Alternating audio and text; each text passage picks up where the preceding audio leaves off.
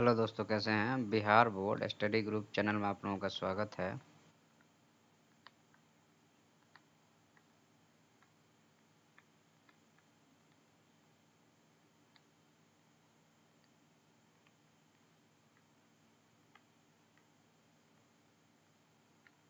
Bihar board study group channel जो है सो आप लोगों की मदद करेगा छठी से लेकर 12वीं तक के जितने भी सब्जेक्ट हैं उसमें। और अभी हम लोग जो है सो मैट्रिक का जो है सो पॉलिटी ख़त्म कर दिए हैं और जो है सो ज्योग्राफी चल रहा है और साथ में मैथ है भी। अभी एक लेक्चर पहले लिए थे लेकिन आज हमने उसका दूसरा लेक्चर आगे बढ़ा रहे हैं। ठीक है, तो यहाँ पे जो है सो जो चैप्टर है वो रियल नंबर का चैप्टर है। ठीक है ना, तो रियल नंबर का चैप्टर है तो इसमें आगे हम देखते हैं कि क्या करना है। और आपका ज्योग्राफी चल रहा है, आप ज्योग्राफी देख सकते हैं और साथ में जो है सो आपका पॉलिटी पूरे ख़त्म कर दिए हैं। ज्योग्राफी अभी 2-4 दिन में ख़त्म हो जाएगा। मैथ चल रहा है, इसके साथ में हिस्ट्री अब चालू कर देंगे। ठीक है, तो आप लोग जो है सो पढ़ते रहिए मेरे साथ में और चीज़ों को सीखते रहिए और आगे बढ़ते रहिए। ठीक है, और जो भी समस्या होती है आप लोग जो है सो कमेंट में ज़रूर बताएं। तो हम यहाँ पे देखिए रियल नंबर जो होता है वह जो है सो देखिए रियल नंबर में पॉजिटिव, नेगेटिव और जीरो तीनों को शामिल कर देते हैं तो रियल नंबर बन जाता है हमारा। पॉजिटिव मतलब कि पॉजिटिव इंटीजर और नेगेटिव इंटीजर और जीरो जब शामिल हो जाता है तो हमारा कौन सा संख्या बन जाता है, रियल नंबर। मतलब कि इसका मतलब क्या हुआ कि आप जो है सो वर्ल्ड की सारी संख्याएं जो है सो इससे दर्शा सकते हैं। इसलिए इसको क्या कहा जाता है, रियल नंबर कहा जाता है। एक तरह से कहा जाए तो अब इनसे आप पॉजिटिव भी लिख सकते हैं, पॉजिटिव इंटीजर, पॉजिटिव में भी कोई संख्या वो लिख देंगे, निगेटिव में कोई संख्या लिख देंगे। और साथ में जो है सो आप जो आपका जो है सो आपका अगर मान लीजिए कि जीरो वाला जितना भी संख्या जैसे 200-300 लिखना है, लेकिन अगर इसी चीज़ को हम कहें कि आप जो है सो प्रकृत संख्या से आप जो है सो नेगेटिव संख्या लिखिए, तो आपको प्रकृत संख्या कहाँ से शुरू होता है, एक से लेकर इन्फिनिटी तक जाता है ना। तो नेगेटिव का तो है ही नहीं, तो कैसे लिखोगे, नहीं लिख पाओगे। उसके साथ में हम बोले कि दो से लिख दो प्रकृत संख्या से, तो आप लिख पाओगे क्या, नहीं लिख पाओगे। उसके साथ में हम कहें कि पूर्ण संख्या है, मान लीजिए पूर्ण संख्या है यह, तो पूर्ण संख्या जीरो से चालू होती है और इन्फिनिटी तक जाती है। ठीक है ना, तब निगेटिव नहीं है, ध्यान रखने वाली बात है कि निगेटिव में नहीं है, ये जीरो से इन्फिनिटी तक है। तो आप बाकी सारी संख्याओं को लिख पाओगे जो पॉजिटिव होगा, निगेटिव वाला इसमें नहीं लिख पाओगे। इसलिए यह पूर्ण संख्या है लेकिन ये जीरो से चालू होता है और इसमें आप 200 300 जो भी संख्या आप चाहें वो लिख सकते हैं इसमें, क्योंकि पूर्ण संख्या और प्राकृत संख्या दोनों, मतलब कि जीरो जब एंट्री जब प्राकृत संख्या में जब जीरो से चालू हो जाता है तो पूर्ण संख्या होता है। इसका मतलब ये होता है कि सारी प्राकृत संख्याएं पूर्ण संख्या है लेकिन सारी पूर्ण संख्या प्राकृत संख्या नहीं है, क्योंकि प्राकृत संख्या जीरो से चालू ही नहीं होता है। समझ आई बात को। तो ये चीज़ को हम आपको बता दिए। अब लेकिन जब हम रियल नंबर की बात करते हैं, वास्तविक संख्या की बात करते हैं, तो अब ये जो है सो ये जीरो हो गया, जीरो से इन्फिनिटी तक आपका पूर्ण और प्राकृत संख्या हो गया। अब इधर भी जब ये बढ़ जाता है माइनस इन्फिनिटी तक जब चला जाता है, मतलब माइनस वाले भी इसमें इंक्लूड हो जाते हैं, प्लस वाले इंक्लूड हो गए और जीरो भी इंक्लूड हो गया। तो अब हम पूछे आपसे कि वास्तविक संख्या में प्राकृत संख्या है क्या, तो यस हाँ है वास्तविक। उसके बाद में जो है वास्तविक संख्या में आपका पूर्ण संख्या है, बिल्कुल है, जीरो से चालू होता है। वास्तविक संख्या में निगेटिव है क्या, बिल्कुल है। समझ रहे हैं बात को। तो यह जो है सो मतलब रियल नंबर है, वास्तविक संख्या यही है जो हम आपको यहाँ डिनोट किए हैं। उसके बाद में बोलता है कि अब आपका जो है सो इसमें टॉपिक जो है वो हाईएस्ट कॉमन फैक्टर का है। तो दो चीज़ है, आप थोड़ा समझना, आप थोड़ा समझा देते हैं। हाईएस्ट कॉमन फैक्टर की बात होती है, एक होता है लोएस्ट कॉमन फैक्टर, एक होता है एलसीएम और दूसरा होता है एचसीएफ।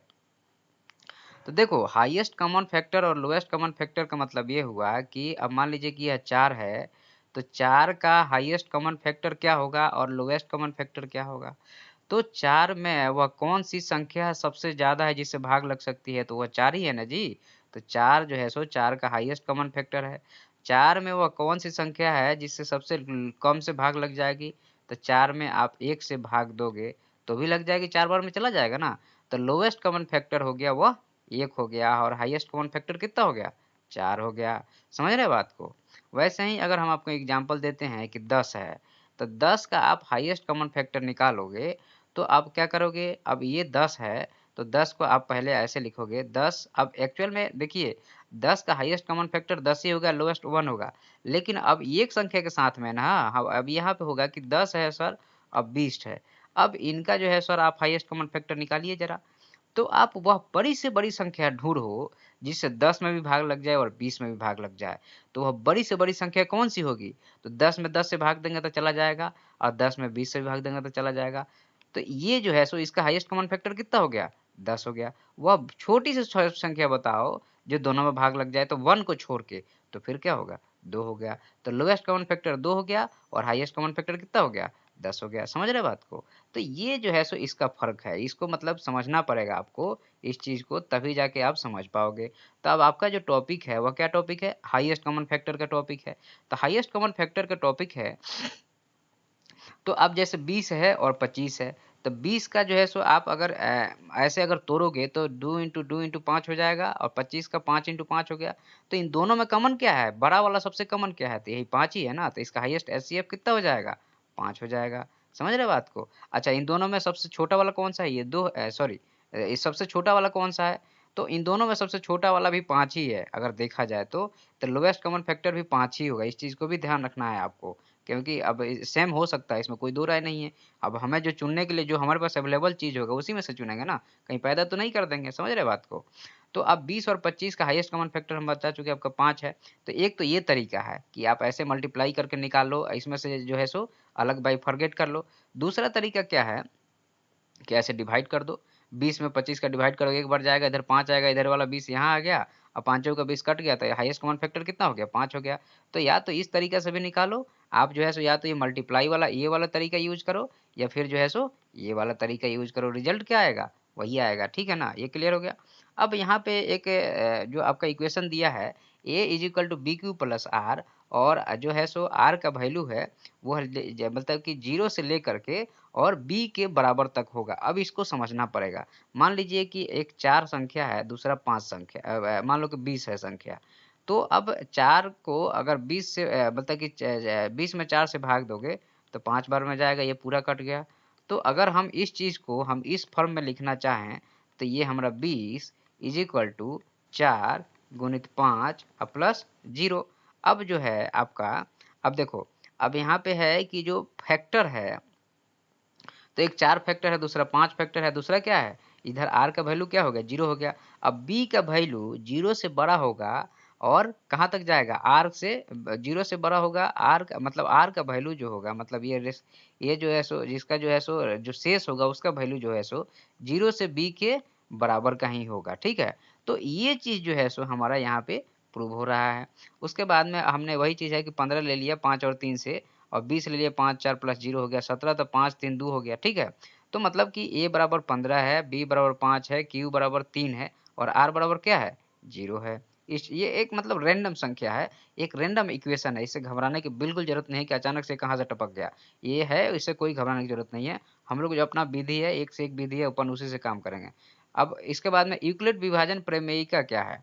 तो बोलता है कि मान लीजिए कि 2 धनात्मक पूर्णांक संख्या a और b है, तो एक ऐसा अद्वितीय पूर्ण संख्या मतलब क्यू आर है, विद्यमान है, जो a is equal to B Q plus r को सेटिस्फाई कर रहा है और r का वैल्यू जो है सो 0 से बड़ा है और जो है सो b तक जा रहा है, ठीक है? तो अब ये जो है सो अब यूक्लिड विभाजन प्रमेय का यही साबित करता है या यही बताता है आपको कि क्या है कि आपका जो है सो यूक्लिड बोलता है कि 2 धनात्मक संख्या a और b है, तो हम a और b को लिखें तो a is equal to B Q plus are है और जो है सो q और r जो है सो q फैक्टर है और r उसका क्या है? शेष है। तो अब इस चीज़ को अगर आप प्रूव करोगे, ये जो है सो उसी से रिलेटेड है। तो इस चीज़ को अगर हम प्रूव करते हैं, तो मान लीजिए कि हमने 4 से 55 ले लिया। 4 से 55 ले लेंगे तो 42 इंटू 10 प्लस 35 लिख सकते हैं, 420 प्लस 35 जो है सो 455 हो जाएगा। तो भाजक अब यहाँ अब 4 से 55 को हम ऐसे डिवाइड करते हैं तो भी हमारा यही आ जाता है। तो ए बी क्यू और आर हो गया, A is equal to B Q plus R हो गया। ये क्लियर हो गया। अब यहाँ पे भाजक 42 हो गया और शेष जो है सो 35 हो गया, तो ये आर हो गया और ये क्या हो गया? ये जो है सो आपका क्या है? ये बी हो गया, ठीक है ना? और 10 क्यू हो गया और ये ए हो गया, सॉरी, ये ए हो गया, ये बी हो गया, ये क्यू हो गया और ये आर हो गया। जो ये रिप्रेजेंटेशन है वही हमने यहाँ पे आप लोगों को दर्शा दिया है। तो इससे कोई घबराने की बिल्कुल ज़रूरत नहीं है। अब हम आगे बढ़ते हैं। तो अब हमने मान लो कि 42 है तो 35 इंटू 1 प्लस 7 लिख दीजिए। तो अब इससे आपको क्या मिलता है कि आपका मान लीजिए अब ये सर लिखा रहे हो लेकिन इसका क्या यूज है वो बताइए। तो देखिए एचसीएफ जब हम निकालते हैं तो वहाँ पे इस चीज़ को हम प्रूव करने की कोशिश करेंगे, ठीक है? तो अभी हम थोड़ा सा रुक जाते हैं और इसको जो है सो देखते हैं पहले। हाँ, तो अब हमारा है कि अब सर आपने बता दिया कि ये 4 से 55 था तो 42 से डिवाइड किए 10 बार में गया 35 बचा और 35 को जो है सो फिर से आपने 42 यहाँ उतार करके जो अपन महत्तम समापवर्तक निकालते हैं, एक बार में 35 से 7 हो गया। तो इसका एचसीएफ तो सर हम तो आप बोलिए कि सर हम तो ऐसे भी निकाल लेंगे, क्या दिक्कत है? हम A equal to B Q plus R क्यों करें? तो एक्चुअल में क्या है कि अगर आपसे पूछ देता है कि यूक्लिड प्रमेय से आप इसको साबित करें या इसका जो है सो महत्तम से एचसीएफ निकालें, तो आपको ये वाला मेथड काम करेगा, लेकिन इसको रफ में करना है, काम हमको इसी पे करना है। तो हमने पहले वाले में हमने आपको बता दिया कि 4 से 55 इज इक्वल टू 42 इंटू 10 और प्लस 35 हो गया, तो पहला वाला ये हो गया।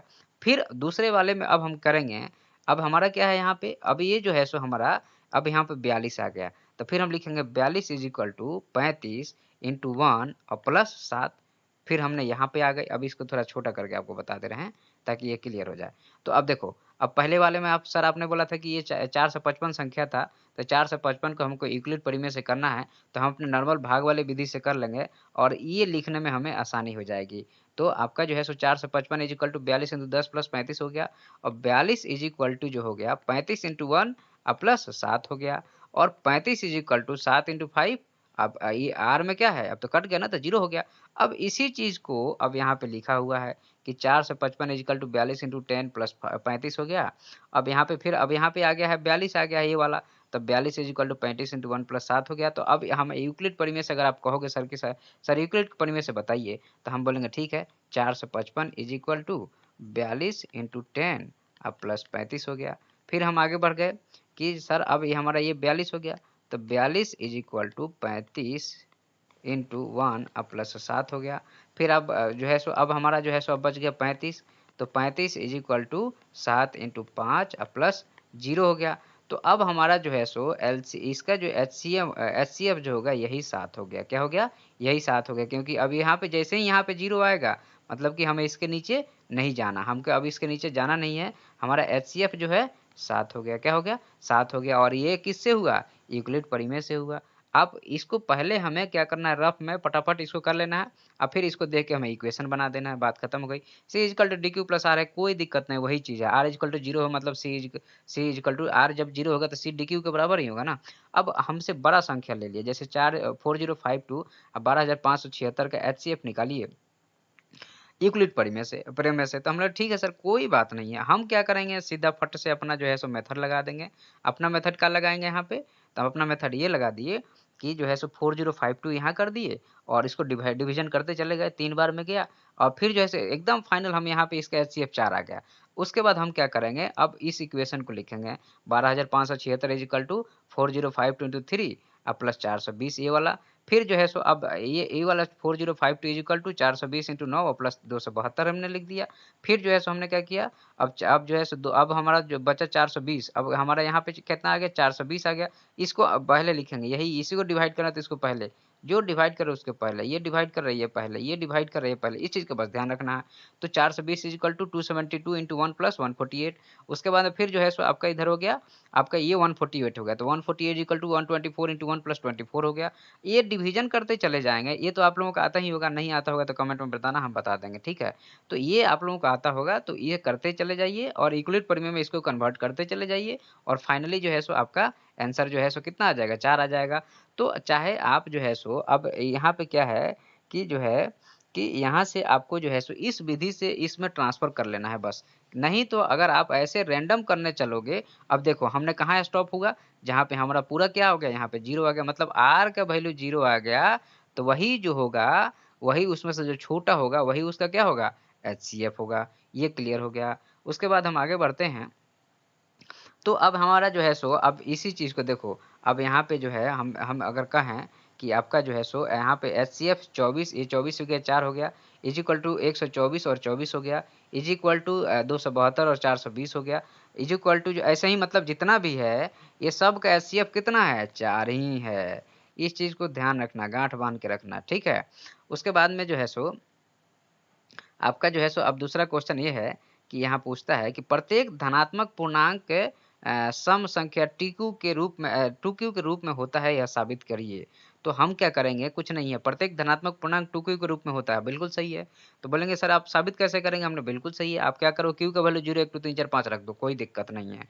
आप क्या करोगे, अब जो है सो अब q का वैल्यू पहले 0 रखो तो 0 हो जाएगा, q का वैल्यू जब 2 रखोगे 1 रखोगे तो 2 हो जाएगा, 2 रखोगे तो 4 हो जाएगा, 3 रखोगे तो 6 हो जाएगा। और ये सारी संख्याएं कौन सी है, सम संख्या है। इसका मतलब सभी सम पूर्णांक जो है सो 2q के रूप में होती है। अब फिर क्वेश्चन पूछेगा कि सभी विषम पूर्णांक 2q+1 के रूप में होगा, बोले बिल्कुल होगा। आप q का वैल्यू सर रख दो ऐसे ही और वैल्यू पुटअप करते जाओ, तो आपको यह सभी विषम पूर्णांक में आ गया, मतलब 2q+1 जो है सो विषम पूर्णांक होता है। अब 4q+1 या 4q+3 धनात्मक विषम पूर्णांक है, साबित करें। q का वैल्यू बस पुटअप कर दो इसमें, जैसे ही q का वैल्यू पुटअप करोगे आपको एक नया संख्या मिलते जाएगा, और वह कौन सा होगा, वह विषम होगा, सम नहीं होगा। सम का मतलब जो 2 से डिवीजन हो जाए, आप पहले वाला लेक्चर देखना, सम संख्या विषम संख्या सारे संख्या के बारे में मैं बात किया हूँ, और विषम संख्या जो 2 से डिवाइड नहीं हो। तो अब यहाँ पे फिर वही से जो है सो 4q+3 हो गया, ये सारा जो है सो हमने उसका वैल्यू रख दिया है, और यहाँ पे आपका ये सॉल्यूशन निकल गया विषम संख्या का। अब बोलता है कि 420 और 130 है, तो आप इसको जो है सो एचसीएफ निकालो। तो यूक्लिड से ये हो गया, तो पहले भाग वाला ले लो और फिर अपने यूक्लिड में इधर ट्रांसफर करते जाओ, और जैसे ही जीरो आ जाए, जैसे ही जीरो आ जाए तो उसमें से जो है बड़ा वाला जो होगा वही एचसीएफ होगा। तो ये हमारा देखो ये 10 है और यहाँ भी ये 10 है, ठीक है ना। प्रत्येक प्रकार की बोलते हैं कि अब यहाँ पे एक क्वेश्चन है आपका, हाँ ये वाला जो क्वेश्चन था कि आपका एक क्वेश्चन था यहाँ बुक में, उसी चीज़ को हम यहाँ पे मैंने वो किया है। चलो मैं देख लेता हूँ। हाँ, बोलता है कि एक मिठाई विक्रेता है जो 420 काजू की बर्फियाँ और 130 बादाम की बर्फियाँ हैं। वो एक ऐसी ढेरिया बनाना चाहता है कि प्रत्येक ढेरी में बर्फियों की संख्या समान रहे, और ढेरियाँ बोलता है कि ढेरियाँ बर्फी के परात में न्यूनतम स्थान करे। मतलब कि अब 420 देखो, काजू 420 है और बादाम 130 है, तो वह चाहता है कि प्रत्येक ढेरी में बर्फियों की संख्या जो है सो किसके बोलता है कि बर्फियों की संख्या जो है सो समान रहे, ठीक है। अब यहाँ से है जो अब मतलब कि काजू और इसके समान रहे और जगह भी कम घेरे, तो 420 और 130 का एचसीएफ निकाल दो, और जो मिनिमम फैक्टर होगा, मतलब कि जो हाईएस्ट कॉमन फैक्टर होगा वही क्या होगा, वही आपका क्या होगा, क्या होगा वह, तो वही जो है सो आपका मिनिमम स्थान घेरेगा, और मिनिमम संख्या कितनी होगी, 10 होगी, जो हम आपको बता चुके हैं। तो प्रत्येक बोलता है कि प्रकार की बर्फियों के लिए मिठाई के विक्रेता को 10-10 की ढेरी लगानी पड़ेगी। कितने की ढेरी लगानी पड़ेगी, 10-10 की। यह एक गुड क्वेश्चन है। कैसा क्वेश्चन है, गुड क्वेश्चन है। एग्जाम में जो है सो एसएससी में ऐसा क्वेश्चन पूछ देगा, लोग प्रोबेबिलिटी है पता नहीं क्या क्या लगा बैठेंगे, और देखो कितना आसानी से निकल जाएगा। ठीक है, तो समझना पड़ेगा, सवाल के नेचर को समझना पड़ेगा कि वो हमसे पूछ कर रहा है, एग्जामिनर हमसे पूछ कर रहा है, उसके अकॉर्डिंग आप बनाएंगे तो आसान से बनेगा। अब इसमें क्या है कि देखो ये आपका हो गया है। अब ये प्रश्नावली है, ये प्रश्नावली आप लोग 1.1 है, आप लोग करके बताइएगा मुझे कि नहीं बन रहा है, बन रहा है, कितना बन रहा है। फिर जो है सो हम कल नहीं होगा तो हम इसमें कल आप लोगों को साबित करेंगे कि हमें कैसे करना है, ठीक है।